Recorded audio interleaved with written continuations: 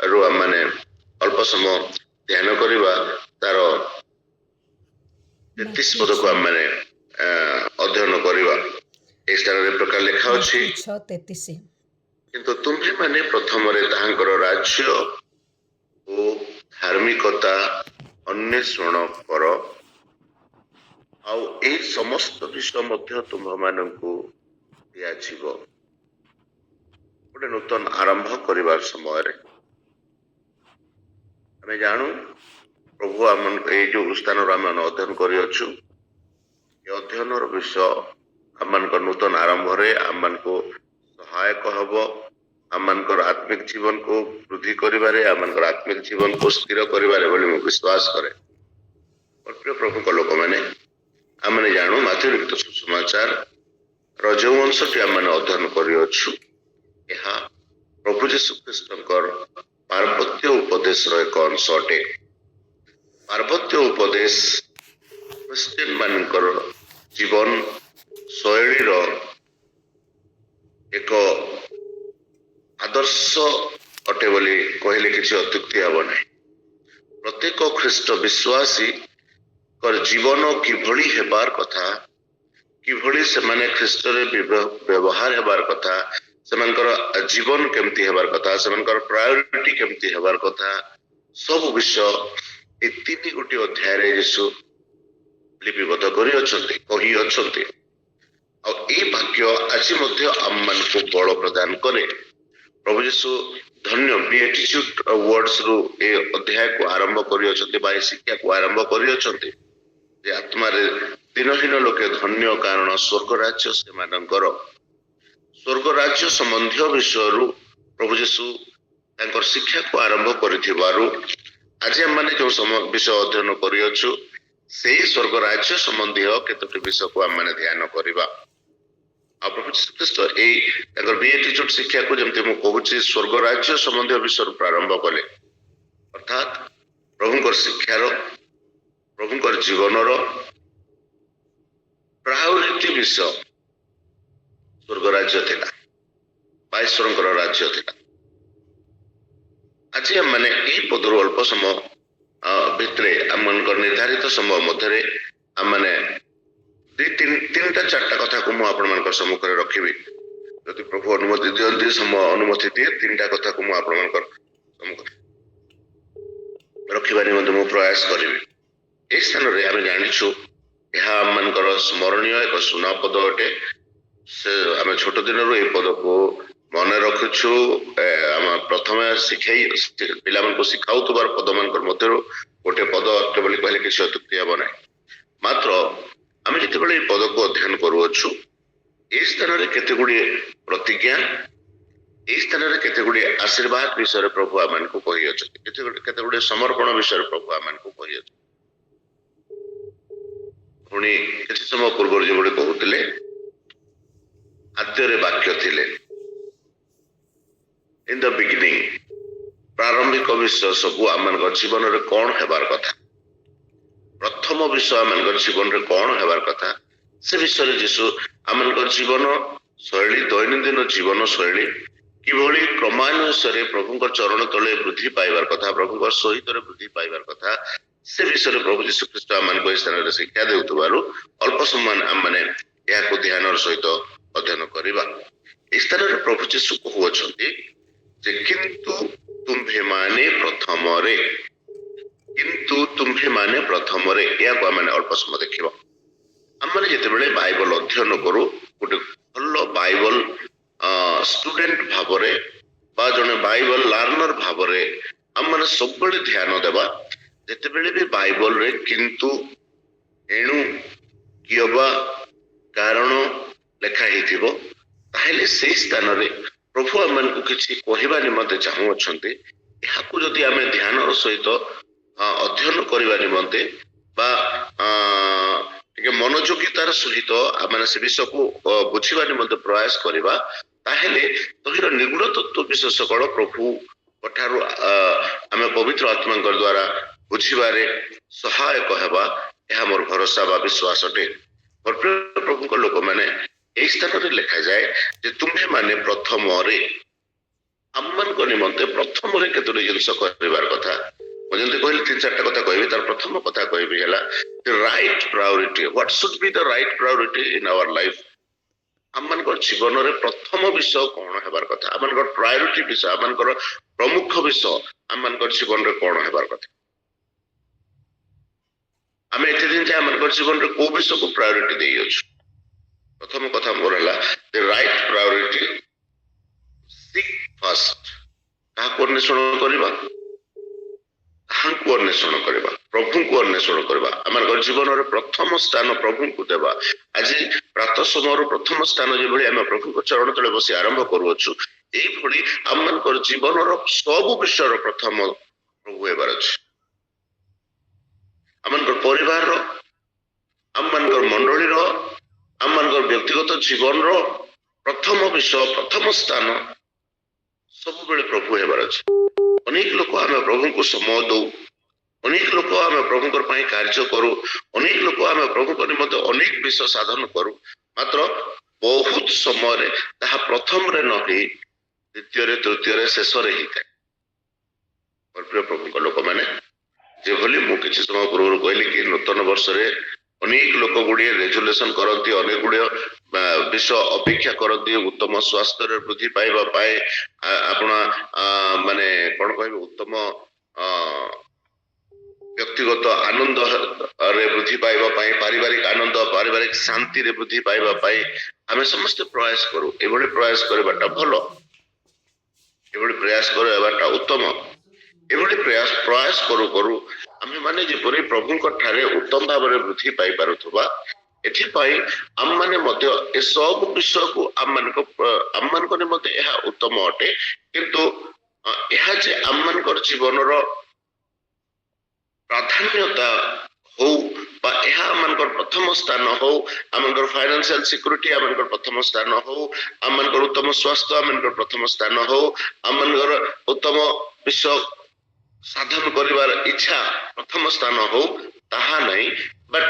ଆମମାନଙ୍କର ଜୀବନରେ ପ୍ରଥମ ସ୍ଥାନ ପ୍ରଭୁ ବୋଲି କହିବାର ଅର୍ଥ ଯେଭଳି ବାଇବଲ ମଧ୍ୟ କୁହେ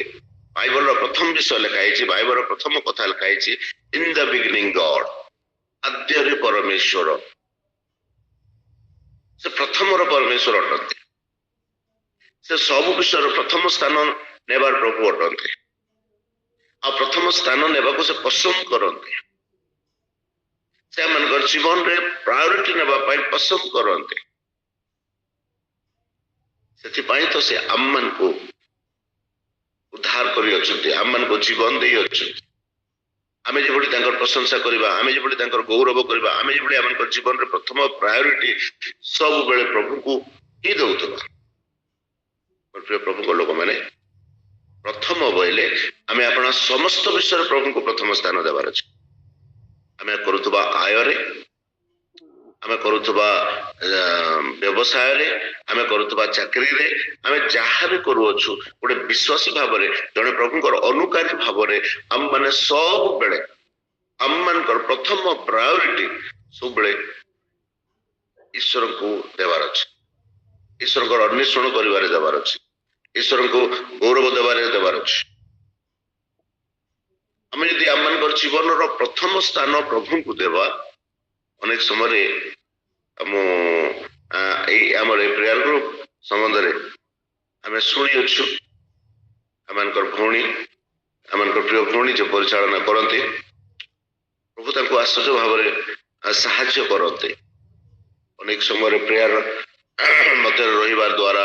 ଏବେ ତ ଠିକ ଅଛି କିଛି ସମୟ ପରେ ଯେତେବେଳେ ମର୍ଣ୍ଣିଂ ସ୍କୁଲ ହୁଏ ଏ ସମସ୍ତ ସତ୍ତ୍ୱେ ପ୍ରେୟାରକୁ ସରାଇ କରି ସ୍କୁଲକୁ ଯାଇକରି ସମସ୍ତ ବିଷୟ କଲା ବେଳକୁ କଠିନ ବିଷୟ କଷ୍ଟସାଧ୍ୟ ବିଷୟ ଅଟେ ମାତ୍ର ପ୍ରଭୁ ଆଶ୍ଚର୍ଯ୍ୟ ଭାବରେ ତାଙ୍କୁ ସାହାଯ୍ୟ କରନ୍ତି ତାଙ୍କୁ ଯିବାରେ ଆସିବାରେ ସ୍କୁଲ କାର୍ଯ୍ୟ ସମାପ୍ତ କରିବାରେ ଆମେ ଜାଣୁ ଆଉ ମଧ୍ୟ ମୁଁ ପ୍ରଭୁଙ୍କୁ ସାଧୁବାଦ ଦିଏ ଯେ ଏହା ପ୍ରଭୁଙ୍କ ଲୋକମାନଙ୍କ ନିମନ୍ତେ ପ୍ରଭୁଙ୍କର ଆଶୀର୍ବାଦ ଅଟେ ଯୋଉମାନେ ଯଦି ଆମମାନଙ୍କର ଆପଣ ଜୀବନରେ ପ୍ରଭୁଙ୍କୁ ପ୍ରଥମ ସ୍ଥାନ ଦିଅନ୍ତି ତାର ପ୍ରତିଫଳ ସ୍ୱରୂପ ପ୍ରଭୁଙ୍କର ଉତ୍ତର ସ୍ୱରୂପ ତାର ଆଶୀର୍ବାଦ ସ୍ୱରୂପ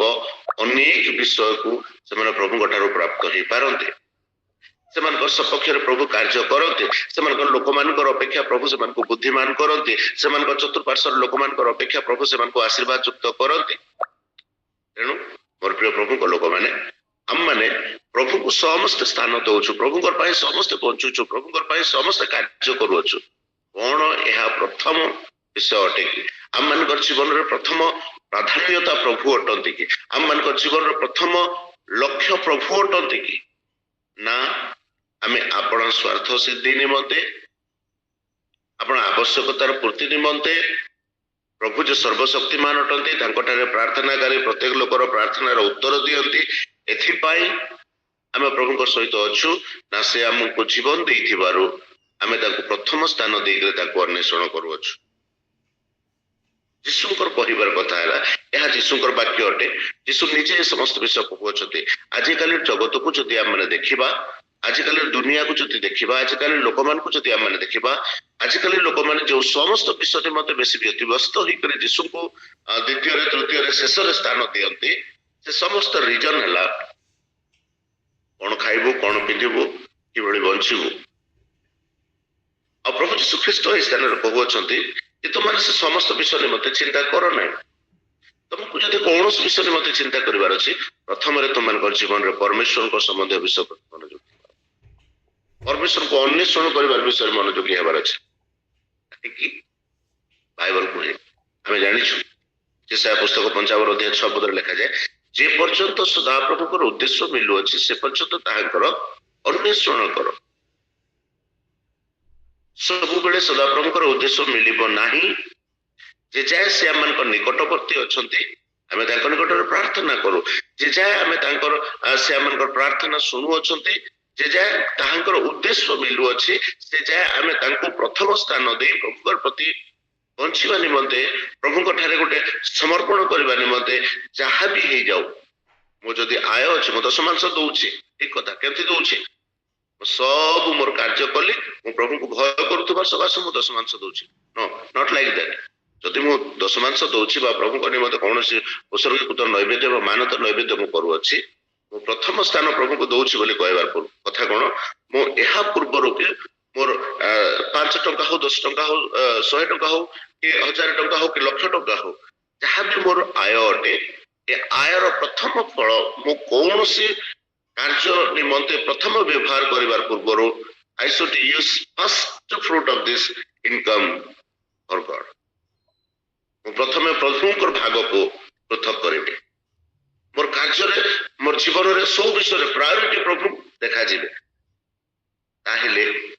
आमे आशीर्वाद पाइबा हितोपदेश पुस्तक से लिखा जाए तुम्हें अपना आयर समस्त विषय सदा प्रभु को समादर कर we need to honouring our God in our income also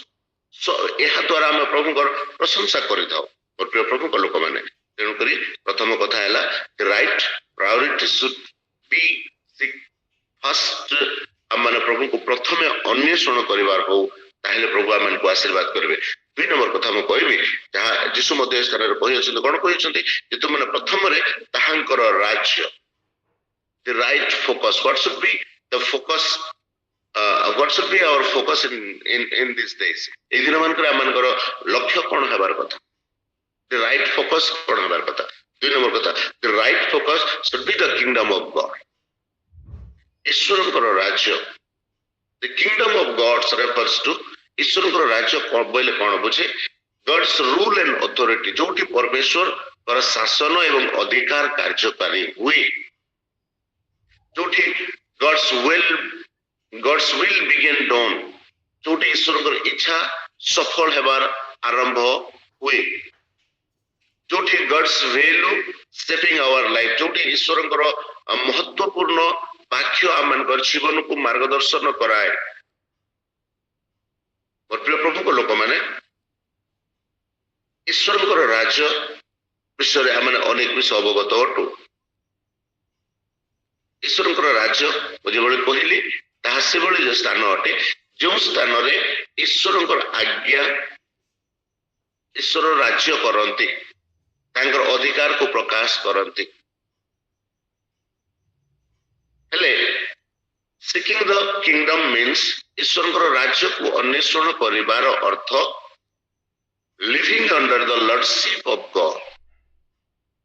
परमेश्वर आज्ञा परमेश्वर नियम अधीन परमेश्वर वाक्य अधीन जीवन काट not only that obeying the word of God ईश्वर वाक्य को पालन करवा अनेक समय आम ईश्वर सेवा करू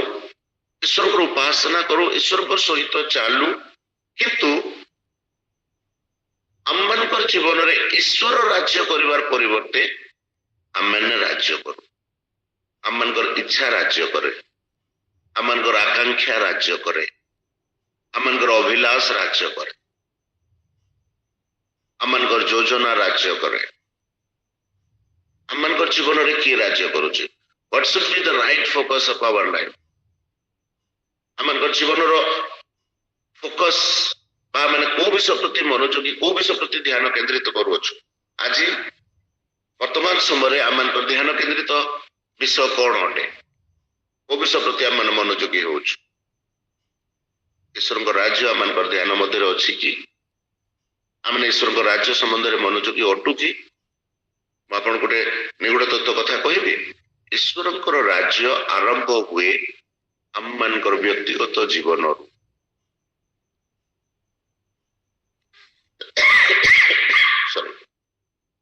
आम मैंने जिते ईश्वर वाक्य को पालन कर आरंभ करूँ आम जिते ईश्वर आज्ञा को पालन कर आरंभ करूँ आम मैंने जिते प्रभुत्व मध्य जीवन काटिबार आरंभ करूँ से ईश्वर इच्छा आंभ ठारे पूर्ण हुए एवं स्वर्ग राज्य आंभ मान आरंभ हुए प्रभु गोटे कथा कहले जे भली स्वर्ग रे से भली पृथ्वी रे तुम्भर इच्छा सफल हेउ पृथ्वी रे ताहांकर इच्छा सफल हेबार स्थान स्वर्ग रे किभली प्रभुकर इच्छा सफल हुए आम समस्ते जानिछु प्रभुकर कौनसी कथा स्वर्ग रे तले पड़े नहीं पृथ्वी रे मध्य जो माने प्रभु को ग्रहण करी अछंती जो माने प्रभुकर प्रभुत्व मध्य रे वास करते सेमानकर जीवन रे प्रभुकर कौनसी कथा तले पड़िबार कथा नुहे प्रभुकर कौनसी आज्ञा अवहेलित हेबार कथा नुहे मात्र आजिकल क्रिश्चियन जगत रे बा ख्रीष्ट विश्वासी मानकर जीवन रे आम मानकर लक्ष्य आंभ मानकर कार्य आम मानकर द्वारा धार्य करा जायतिबा विश्व सकल को आम मान प्रायोरिटी दौ दौ ईश्वर राज्य को कोठी ना कोठी आमे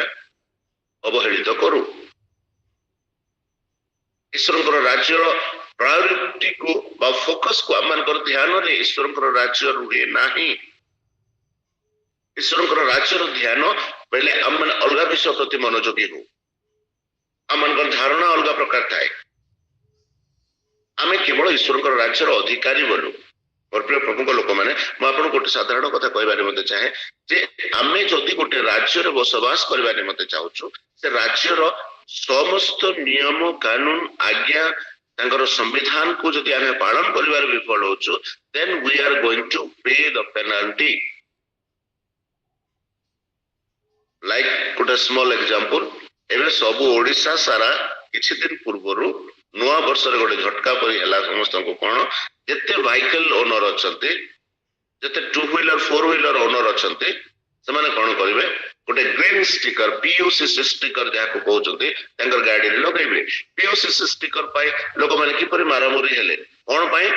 बिकॉज पीयूसीसी स्टिकर नहेले आगामी दिन में सरकार गोटे निर्देश देले जे पेट्रोल मिलिबो नाही सरकार गोटे निर्देश देले जदि तुम कुआडे जाउछ फाइन देबा को पड़िबो फाइन रु बंचिबा पाए लोक मैंने सब काम को छाड़ी देकर गाड़ी पीयूसीसी करबा पाए लाइन रे लाइक कले एटा मु आपन गोटे छोट उदाहरण दउछि एक्जेक्टली आमे जदि स्वर्ग राज्यर कौन से विषय को व्यतिक्रम करू अछु हम मान को निबंध मत सही गोड़ी आइदर वी पे पेनल्टी और हम मान स्वर्ग राज्यर बहिष्कृत बा सेही राज्यर बहिष्कृत हेई पारू जो राज्यर आगे हम पालन करूना स्वर्ग राज्य एक उत्तम एवं भरोसा एवं आनंददायक राज्य हेतिबारु भरोसा योग्य राज्य हेतिबारु और प्रिय प्रभु लोक मैंने स्वर्ग राज्य निमंते आम मान को परिश्रम करने को पड़िबो स्वर्ग राज्य निमंते आम मान को कष्ट उठेबा को पड़िबो स्वर्ग राज्य निमंते आम मान को अधिक जत्नवान हेबा को पड़िबो लाइटरली आम स्वर्ग राज्य को नहीं पारिबा नाही आम मान जीवन रे फोकस स्वर्ग राज्य हो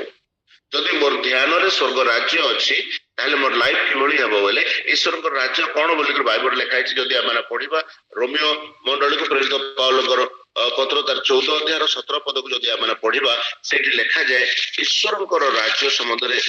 ईश्वर राज्य बोले कौन ईश्वर राज्य बोले से लिखा जाए जे कारण ईश्वर राज्य भोजन पान नुहे किंतु धार्मिकता शांति और पवित्र आत्मा ठारे आनंद अटे ईश्वर राज्य बोले धार्मिकता अटे आम नेक्स्ट देखा से पदर मध्य लिखाई राज्य धार्मिकता ईश्वर राज्य आम धार्मिकतार रिलेटेड अटे आ धार्मिकता बोले आम बिहेवियर रे ताहा प्रकाशित हुए आम आचरण रे प्रकाशित हवा कथा मोर प्रिय प्रभु को लोक माने आम माने प्रभु को राज्य अधिकारी हेकरी अन्य सकल विषय को ध्यान रे रखी करी यदि आम समक्षेपण करबा निमंते प्रयास करबा trust me we are going to be punish आम माने दंड पाइबा निमंते अपना अपना को आम प्रस्तुत करूछु तेणुक मुझे बड़े दीटा कथा कहली प्रथम कथा है आम राइट प्रायोरिटी सीकिंग फर्स्ट आम right focus the kingdom of God 3 number कथा मु कहूँ the right character his righteousness तांकर धार्मिकता गॉड्स राइचियसनेस मीन्स ईश्वर धार्मिकतार अर्थ right relationship with God through Christ ईश्वर सहित गोटे उत्तम संबंध स्थापन करने ख्रीष्ट जीशुकर माध्यम right living before God God's and God's people केवल ईश्वर सम्मुख में उत्तम भाव में रहिबा एवं लोक मान सम्मुख में ठीक व्यवहार करबा नहीं ताहा नुहे धार्मिकता बोले आम जो प्रभुकर सहित आचरण करुछु प्रभु निकट में व्यवहार होउछु से भली हमर चतुर्पार्श्व थिबा प्रभु लोक मान सहित व्यवहार करबा अछि right living before God's and his people प्रभु को लोक माने धार्मिकता it's refer to our holiness आमनकर पवित्रता को दर्शाए धार्मिकता आमनकर इंटीग्रिटी को दर्शाए धार्मिकता आमनकर फॉरगिवनेस को दर्शाए धार्मिकता आमनकर नम्रता को दर्शाए अनेक गुड़े विषय अच्छे हेले धार्मिकता आमन को कहीं आवश्यकता है एवं आम धार्मिकता किभली प्राप्त हो जानिछु आम धार्मिकता किभली पाइलु प्रथम करंथ्य द्वितीय करंथ्य 5 पद 21 पद रे लिखा जाए जहां कठारे पापर लेस मात्र नथिला आम मान को निमंते से ताहांको पाप स्वरूप कले जे भली आमे ख्रीष्ट ईश्वरंकर प्रदत्त धार्मिकता प्राप्त हो ईश्वरंकर दत्त धार्मिकता आम माने प्राप्त हो एथिपाई प्रभु यीशु ख्रीष्ट को पिता परमेश्वर कौन कले जे आम मान को निमंते से पाप स्वरूप कले जेपरि आम्भे माने ताहांकर द्वारा अर्थात प्रभु यीशु ख्रीष्टंकर द्वारा ईश्वरंकर धार्मिकता स्वरूप हो ए ईश्वरंकर धार्मिकता को पुछिबा निमंते आमे जानू जे प्रभु यीशु ख्रीष्ट आम मान को निमंते विशेष एक बलिदान देई अछंती जे तांकठारे कोनोसी पापर लेस मात्र नथिला मात्र आपण आम मानकर पाप को से आपण ऊपर नेले आम मान को निमंते से बलिदान हेले आ से प्रायश्चित्तर बलिदान को जतबेले आमे विश्वास करू जे मु जो दंड पाइबार कथा मोर दंड को प्रभु आपण ऊपर नेले से निजे दंड पाइले से निजे निर्यातित हेले से निजे निष्पेषित हेले एवं ताहांकर मृत्यु एवं पुनरुत्थान मते धार्मिकता प्रदत्त करी अछि ईश्वरकर सहित शांति रे वास करबा निमंते योग्यता देई अछि कारण आम माने ईश्वरकर ठारे शत्रु स्वरूप थिलु रोमियो 5 पर्व 10 पद लिखा जाए जे कारण आम्भे माने शत्रु थिबा समय रे आम माने ईश्वरकर शत्रु पर व्यवहार होतलु आम माने शत्रु थिलु ईश्वरकर ताहांकर पुत्रकर द्वारा ख्रीष्ट यीशुकर द्वारा ताहांकर पुरुषर बलिदान द्वारा आमे ताहांकर सहित सम्मिलित होबार सौभाग्य पाइलु ताहांकर प्रदत्त धार्मिकता पाए प्राप्त हेलु तेणु करी तो रोमियो 5 पर्व 1 पद रे प्रेरित पाउल कहंती अतएव विश्वास द्वारा आम्भे माने धार्मिक गणित होइतिबारु आम्भे माने आम मानकर प्रभु यीशु ख्रीष्टंकर द्वारा ईश्वरकर सहित शांति रे वास करूछु प्रभु यीशु ख्रीष्टंकर द्वारा आम माने धार्मिकता प्राप्त होइतिबारु ଈଶ୍ୱରଙ୍କ ସହିତ ଶାନ୍ତିରେ ଅଛୁ, ଅନ୍ୟଥା ଆମମାନେ ଶାନ୍ତିରେ ଜୀବନ କାଟି ପାରନ୍ତୁ ନାହିଁ। ମୋର ପ୍ରିୟ ପ୍ରଭୁଙ୍କ ଲୋକମାନେ, ପ୍ରଭୁ ଯେ ଯାହାଙ୍କଠାରେ ପାପର ଲେଶ ମାତ୍ର ନଥିଲା, ସେ ଆମମାନଙ୍କ ନିମନ୍ତେ ଯଦି ଗୋଟେ ସମର୍ପଣର ଜୀବନ କାଟି ଆମମାନଙ୍କର ପାପ ବୋହି ନେଇ ଆମମାନଙ୍କ ନିମନ୍ତେ ମୃତ୍ୟୁବରଣ କରି ଆମମାନଙ୍କୁ ଈଶ୍ୱରଙ୍କ ସହିତ ସମ୍ମିଳିତ କରିଅଛନ୍ତି, ହେଲେ ଆମମାନେ କିଭଳି ପ୍ରଭୁଙ୍କ ସହିତ ଆଚରଣ କରୁଅଛୁ, ଉଚ୍ଚାରଣ କରୁଅଛୁ, ପ୍ରଭୁଙ୍କ ସହିତ ଚାଲୁଅଛୁ। ମୁଁ କହିଲି ଧାର୍ମିକତା ବୋଇଲେ right relationship with God, right living before God. ଆମେ ପ୍ରଭୁଙ୍କର ସମ୍ମୁଖରେ ସିଦ୍ଧତାରେ ଚାଲୁଛୁ କି ପବିତ୍ରତାରେ ଚାଲୁଛୁ କି? ମୁଁ ଆପଣଙ୍କୁ ଗୋଟେ କଥା କହିବାରେ ମତେ ଚାହେଁ, ଆମମାନଙ୍କର ଜୀବନରେ ଅନେକ ପ୍ରତିଜ୍ଞା ଥିବା ସ୍ଥଳେ ସୁଦ୍ଧା ଯଦି ଆମେ ଈଶ୍ୱରଙ୍କର ସମ୍ମୁଖରେ ସିଦ୍ଧ ଭାବରେ ଗମନାଗମନ କରୁନାହୁଁ, ମତେ ବିଶ୍ୱାସ କରନ୍ତୁ ଆମମାନଙ୍କର ପ୍ରତିଜ୍ଞା ଘୁଞ୍ଚି ଘୁଞ୍ଚି ଯାଏ। ସମୟର ସ୍ୱଳ୍ପତା ସକାଶୁ ମୁଁ କେବଳ ଗୋଟେ କଥା କହିକରି ସମାପ୍ତ କରିବା ନିମନ୍ତେ ଚାହେଁ। ଯଦି ଆମେ ଆଦି ପୁସ୍ତକ 17 ଅଧ୍ୟାୟକୁ ଅଧ୍ୟୟନ କରିବା, ସେଠି ଅବ୍ରାହମଙ୍କ ସମ୍ବନ୍ଧରେ ଗୋଟେ କଥା ଲେଖାଯାଏ ଏବଂ ଅବ୍ରାହମଙ୍କର ବୟସ ବିଷୟରେ ସେଠି ଗୋଟେ କଥା ଲେଖାଯାଇଛି। ଅବ୍ରାହମକୁ ପ୍ରଭୁ ଦର୍ଶନ ଦଉଅଛନ୍ତି, ଆଉ ଯେତେବେଳେ ପ୍ରଭୁ ତାଙ୍କୁ ଦର୍ଶନ ଦଉଅଛନ୍ତି, ସେ ଦର୍ଶନ ଦଉଥିବା ସମୟରେ ଅବ୍ରାହମଙ୍କର ଗୋଟେ ବୟସକୁ ସେଠିରେ ମେନସନ କରାଯାଇଛି। ଆଉ ସେଥିରେ ପ୍ରଭୁ କଣ କହୁଛନ୍ତି ଶୁଣନ୍ତୁ। ଅବ୍ରାହମଙ୍କର 99 ବର୍ଷ ବୟସରେ ସଦାପ୍ରଭୁ ତାଙ୍କୁ ଦର୍ଶନ ଦେଲେ ଆଉ କହିଲେ, ସର୍ବଶକ୍ତିମାନ ପରମେଶ୍ୱର, ଆମ୍ଭେ ସର୍ବଶକ୍ତିମାନ ପରମେଶ୍ୱର ଆମ୍ଭ ଛାମୁରେ ଧର୍ମାଚରଣ କରି ତୁମେ ସିଦ୍ଧ ହୁଅ। ୟା ପୂର୍ବର ସବୁ ଘଟଣା ଆମେ ଜାଣିଛୁ। 12 ଅଧ୍ୟାୟରେ ପ୍ରଭୁ ଅବ୍ରାହମକୁ ଆହ୍ୱାନ କଲେ, କୋଉ ପ୍ରତିଜ୍ଞା ଦେଇକରି ତାଙ୍କୁ ଆହ୍ୱାନ କଲେ ଆମେ ଜାଣିଛୁ। ପ୍ରଭୁଙ୍କର ବାକ୍ୟକୁ ଅବ୍ରାହମ ବିଶ୍ୱାସ କଲେ, ସେ ଆପଣ ଜ୍ଞାତି କୁଟୁମ୍ବ ପରିଜନ ଦେଶକୁ ପରିତ୍ୟାଗ କଲେ, ପ୍ରଭୁ ତାଙ୍କୁ ଯୁଆଡେ ଦେଖେଇଲେ ସେଆଡେ ପଳେଇଲେ।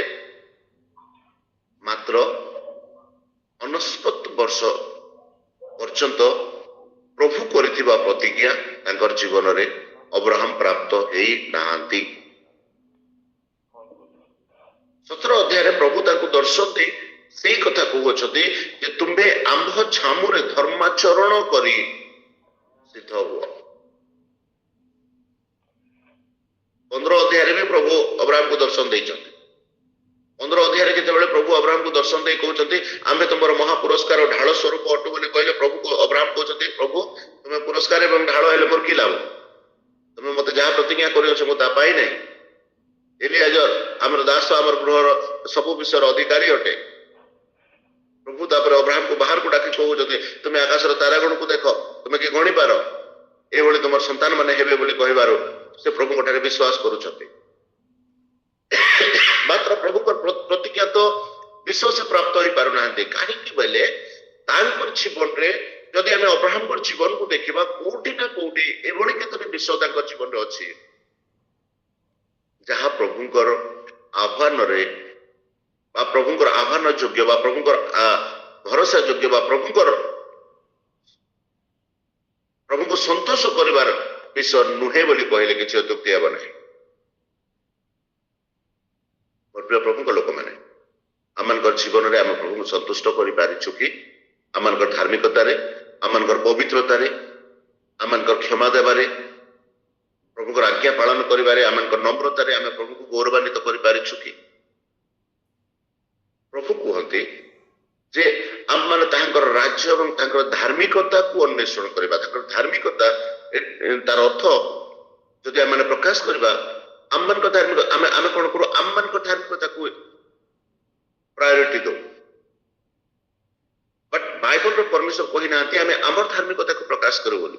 ଆମେ ଈଶ୍ୱରଙ୍କର ଧାର୍ମିକତାକୁ ଅନ୍ୱେଷଣ କରୁ, କାରଣ ଈଶ୍ୱରଙ୍କ ନିକଟରେ ଆମମାନଙ୍କର ଧାର୍ମିକତା ବିଷୟରେ ଯେସାୟା ପୁସ୍ତକରେ ଲେଖାଯାଏ। हिंदी गोटे सुंदर प्रोनाउंस लिखा जाए, हमारे धार्मिकता परमेश्वर के सम्मुख मैले चिथड़े कपड़ों के समान है बोल लिखा जाए। आमମାନଙ୍କର धार्मिकता परमेश्वर सम्मुख गोटे फटा चिरा कना सदृश अटे।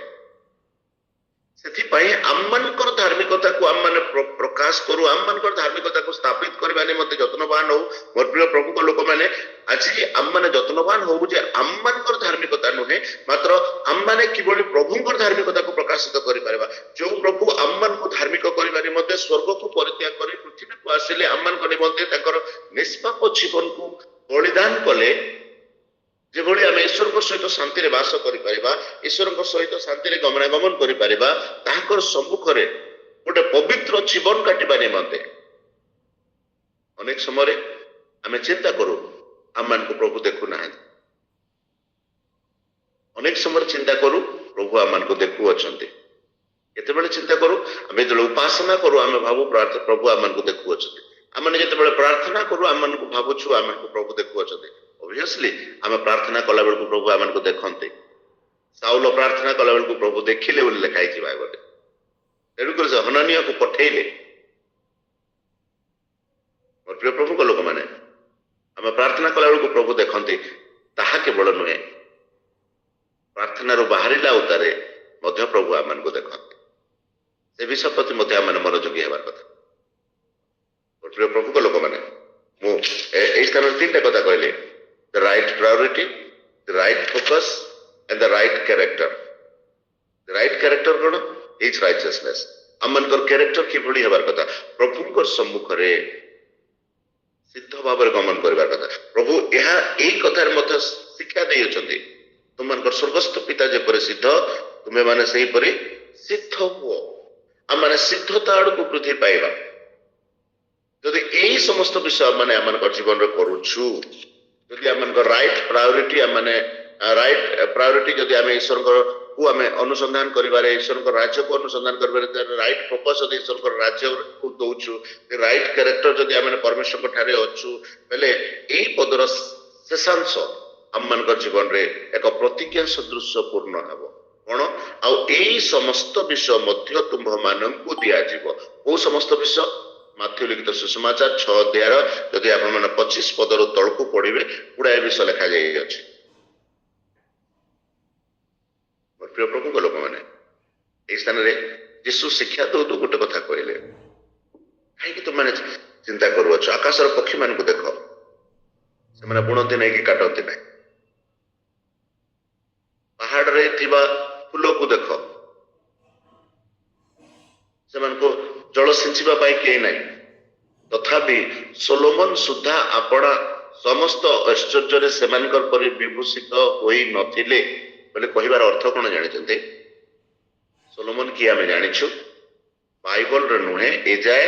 ଦୁନିଆର ସବୁଠାରୁ ବଡ ଧନବାନ ବ୍ୟକ୍ତି ହେଉଛନ୍ତି ସୋଲୋମନ। ତାଙ୍କର ଉତ୍ତାରେ ନା କିଏ ତାଙ୍କର ପରି ଧନବାନ ଥିଲେ, ତାଙ୍କର ପରେ କିଏ ନା ଧନବାନ ତାଙ୍କର ପରି ଅଛନ୍ତି, କିନ୍ତୁ ସେ ମଧ୍ୟ ଆପଣା ସମସ୍ତ ଐଶ୍ୱର୍ଯ୍ୟରେ ଏଭଳି ବିଭୂଷିତ ହେଇ ନଥିବାର ବିଷୟ ପ୍ରଭୁ ତାଙ୍କର ଲୋକମାନଙ୍କୁ ପ୍ରଦାନ କରିବା ନିମନ୍ତେ ଯାଉଛି। ଆପଣମାନଙ୍କୁ ଏବଂ ମତେ ପ୍ରଭୁ ମୋଦେନ ସୋଲୋମନ ବ୍ଲେସିଂସ ରେ ଅନୁଗ୍ରହରେ ପୂର୍ଣ୍ଣ କରିବା ପାଇଁ ଚାହାନ୍ତି। ବଟ୍ ଆମେ କଣ କରୁ? ପ୍ରଥମ ସ୍ଥାନ ଦେବାର ଜିନିଷକୁ ଦ୍ୱିତୀୟ ଦେଇଦେଉ, ଦ୍ୱିତୀୟ କରିବାର ଜିନିଷକୁ ପ୍ରଥମ କରିଦେଉ। ତେଣୁକରି ପ୍ରଭୁ ଆମମାନଙ୍କୁ ଅନୁଗ୍ରହ କରନ୍ତୁ ଏବଂ ଆଶୀର୍ବାଦ କରନ୍ତୁ ଯେ ଆମମାନେ, ପ୍ରଭୁଙ୍କର ଏଇଟା ଗୋଟେ ପ୍ରତିଜ୍ଞା, ଆଉ ଏହି ସମସ୍ତ ବିଷୟ ତୁମ୍ଭମାନଙ୍କୁ ଦିଆଯିବ। ଯୀଶୁ ଆମମାନଙ୍କୁ ଏ ସ୍ଥାନରେ ଏସିଓର କରୁଅଛନ୍ତି, when we seek God first, our needs will be met. When we seek God first, God will take care of all the things what we concern, all those things refer to our foods, our cloth, our everything, all the things. So ଆଉ ଏଇ ସମସ୍ତ ମାନେ ସବୁ ବିଷୟ ଆମମାନଙ୍କର ପ୍ରତି ଆବଶ୍ୟକ ଥିବା ସମସ୍ତ ବିଷୟ ପ୍ରଭୁ ଆମମାନଙ୍କୁ ପ୍ରଦାନ କରିବେ। ଶେଷରେ ମୋର ପ୍ରିୟ ପ୍ରଭୁଙ୍କ ଲୋକମାନେ, ଏଇ ଦିନ ମାନଙ୍କରେ ଆମମାନେ ଆସୁ ପ୍ରଭୁଙ୍କୁ ଅନ୍ୱେଷଣ କରୁ, ତାଙ୍କ ରାଜ୍ୟରେ ପାଇଁ ଆମମାନେ ସମର୍ପିତ ହଉ। ଆମେ ଯଦି ତାଙ୍କର ରାଜ୍ୟ ପାଇଁ ସମର୍ପିତ ହେବା, ତାଙ୍କର ସହିତ ଯଦି ଧାର୍ମିକତାରେ ପ୍ରଭୁଙ୍କ ସହିତ ଯଦି ଆମେ ଗମନାଗମନ କରିବା, ପ୍ରଭୁ ଆମମାନଙ୍କର ସବୁ ଆବଶ୍ୟକତା ପୂରଣ କରିବେ ବୋଲି ଯଦି ଆମେ ପ୍ରଭୁଙ୍କ ଠାରେ ବିଶ୍ୱାସ କରିବା, ଆମେ ଯଦି ଆମମାନଙ୍କର ଜୀବନରେ ସବୁବେଳେ ପ୍ରଥମ ସ୍ଥାନ ପ୍ରଭୁଙ୍କୁ ଦେବା, we will take care of every other things or every other place in our life. ମୋର ପ୍ରିୟ ପ୍ରଭୁଙ୍କ ଲୋକମାନେ, ତେଣୁକରି ଆସୁ ଏଇ ଦିନ ମାନଙ୍କରେ ଆମମାନଙ୍କର ଜୀବନରେ ଆମମାନେ ପ୍ରଥମ ସ୍ଥାନ ପ୍ରଭୁଙ୍କୁ ଦଉ,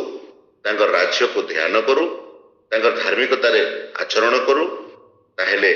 ଆମମାନଙ୍କର ସମ୍ବନ୍ଧୀୟ ସବୁ ବିଷୟ ପ୍ରତି ପ୍ରଭୁ ମନୋଯୋଗୀ ହେବେ। ପ୍ରଭୁ ଆମ ସମସ୍ତଙ୍କୁ ଆଶୀର୍ବାଦ କରନ୍ତୁ। ପୁଣି ଆମମାନଙ୍କ ଜୀବନରେ ସବୁବେଳେ ଫାର୍ଷ୍ଟ ପ୍ରାୟୋରିଟି प्रभु को देवा पाए प्रभु साहाय्य प्रदान करतु आमेन ए वाक्य द्वारा प्रभु हम समस्त को आशीर्वाद प्रदान करतु पुणी थे आपनको समस्त को ध्यान सहित शुणिथिबारु मो प्रभु रे आपनको धन्यवाद दी कृतज्ञता ज्ञापन करे प्रभु हम समस्त को आशीर्वाद प्रदान करतु आमेन गॉड ब्लेस यू।